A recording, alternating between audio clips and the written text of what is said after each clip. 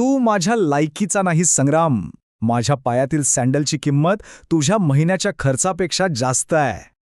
या एका वाक्याने एका प्रेमकथेचा शेवट झाला आणि एका जबरदस्त संघर्षाचा आरंभ झाला. तर त्या अपमानास्पद शब्दानंतर पुढे काय घडलं ही गोष्ट आहे ना, ती फक्त प्रेम आणि विश्वासघाताची नाहीये, तर ती आहे अपमानाच्या कर्जाची परतफेड करण्याची. कोणत्याही मोठ्या वादळाची सुरुवात अगदी शांत हवेच्या झुळुकेने होते, नाही का? तसंच काहीसं होतं संग्राम आणि सायलीचं.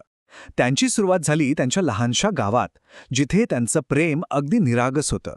म्हणजे संग्राम आणि सायलीची जोडी म्हणजे त्यांच्या गावातली अगदी शाळेपासूनची फेवरेट लव्ह स्टोरी होती. त्यांचं नातं इतकं घट्ट आणि इतकं शुद्ध होतं की संपूर्ण गाव त्यांना एक आदर्श जोडी म्हणून ओळखायचं. पण हे फक्त एक साधं वाक्य नव्हतं.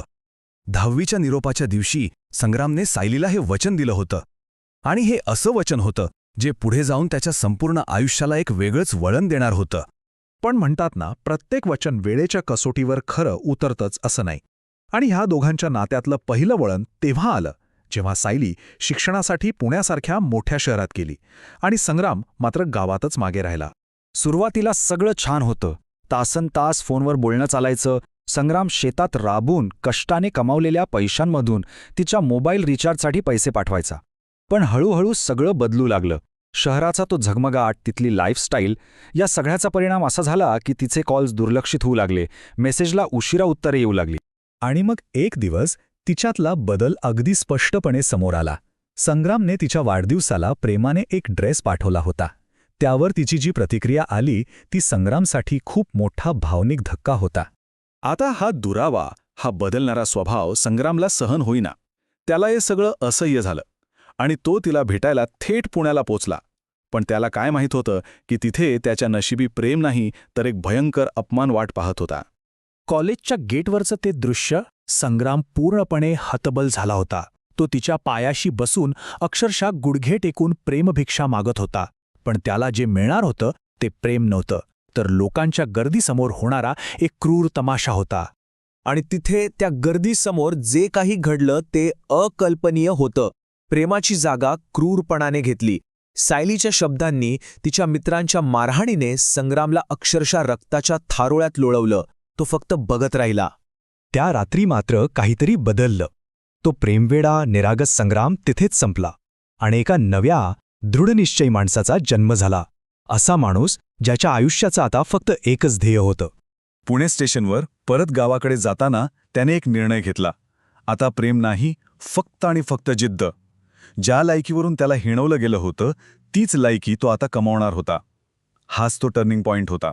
आणि मग सुरू झाला एक प्रवास. पुढची 5 वर्ष त्याच्यासाठी एखाद्या तपश्चर्येसारखी होती. मनात अपमानाची आग धगधगत होती. त्याने दिवस-रात्र MPSC परीक्षेचा अभ्यास केला. शेतात राबणारे तेच हात आता पुस्तकं चाळत होते. आणि अखेर 5व्या वर्षी त्याच्या या संघर्षाचं सोनं झालं. तो उपजिल्हाधिकारी बनला. 5 वर्षांनंतर काळानं आपलं चक्र पूर्ण केलं होतं. परिस्थिती पूर्णपणे पालटली होती आणि कोल्हापूरच्या जिल्हाधिकारी कार्यालयात त्यांची शेवटची सगळ्यात नाट्यमय भेट झाली. आणि बघा, नशिबाचा फेरा कसा असतो. एकेकाळी पैशाचा आणि स्टँडर्डचा गर्व असणारी सायली आज पूर्णपणे हतबल झाली होती. नवऱ्याचा व्यवसाय बुडाल्याने आपल्या कुटुंबाची जमीन लिलावात निघाली होती आणि ती वाचवण्यासाठी तिला एका वरिष्ठ अधिकाऱ्याच्या सहीची गरज होती. ती पूर्णपणे त्या अधिकाऱ्याच्या दयेवर अवलंबून होती. तिची गयावया करणारी विनंती त्या शांत ऑफिसमध्ये घुमत होती. पण तिला जराही कल्पना नव्हती की ज्या अधिकाऱ्याच्या एका सहीवर तिचं संपूर्ण भविष्य अवलंबून होतं तो अधिकारी दुसरा तिसरा कोणी नसून संग्राम होता. आणि मग तो क्षण आला जिथे भूतकाळ आणि वर्तमान एकमेकांसमोर उभे ठाकले, एका अशा संवादासाठी जो सगळं हिशोब चुकता करणार होता. संग्रामची प्रतिक्रिया मात्र अनपेक्षित होती. त्यात राग नव्हता, सूड नव्हता.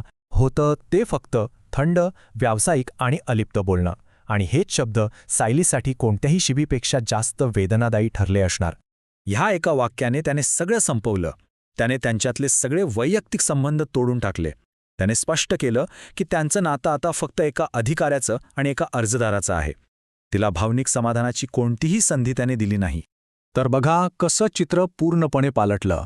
एकेकाळचा अपमानित, भिकारी म्हटला गेलेला प्रियकर आता एक प्रतिष्ठित अधिकारी होता आणि गर्विष्ठ, श्रीमंत प्रियसी एक हताश याचिकाकर्ता बनली होती.